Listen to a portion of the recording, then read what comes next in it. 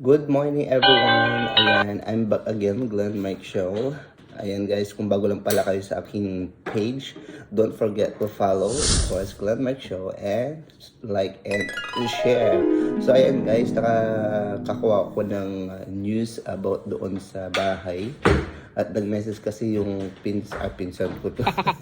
Nag-message yung girlfriend ng kapatid ko na nadisgrasya daw yung kapatid ko kagabi. Oh my God. Dahil nga sa katigasan ng ulo. What? Nagigigil ako.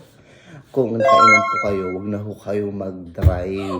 Ayan, kasi pag nakainom kayo, hindi nyo alam kung anong darating na disgrasya sa inyo.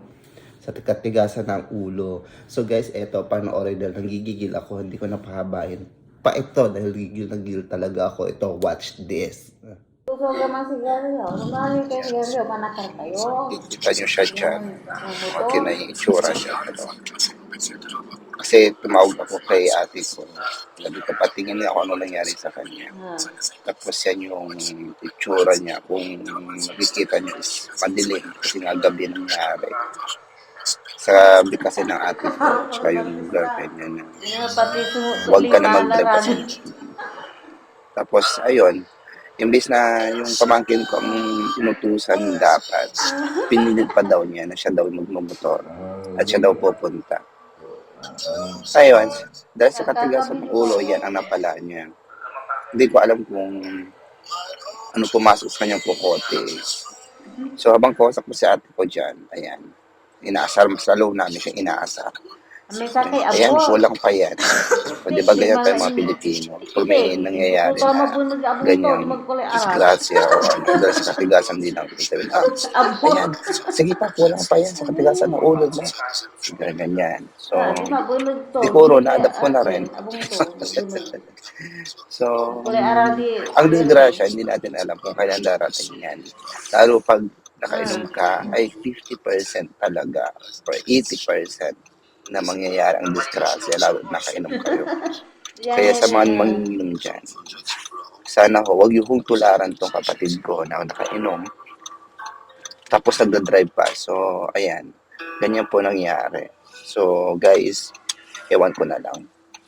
Thank you so much. So, ayun, napanood yun na nga po ang nangyari sa kanya. Nakita nyo rin ang buong katawan niya, kung ano na ang damage na dumulot sa kanyang mukha. Ayan, sa kanyang pagkadisgrasya. Kasi lagi ka namin pinagsasabihan na huwag magmotor pag nakainom. Dahil hindi mo alam ang disgrasya na darating sa iyo. At saka, hindi pwede talaga na mag-drive ang taong nakainom. Kasi yung padulot na ng pagkapinsala or hindi mo alam kung kailan darating ang disgrasya sa'yo. Kahit marunong ka pang mag-drive at kung nakainom ka, Diyos ko, 50-50 ang darating na disgrasya sa inyo.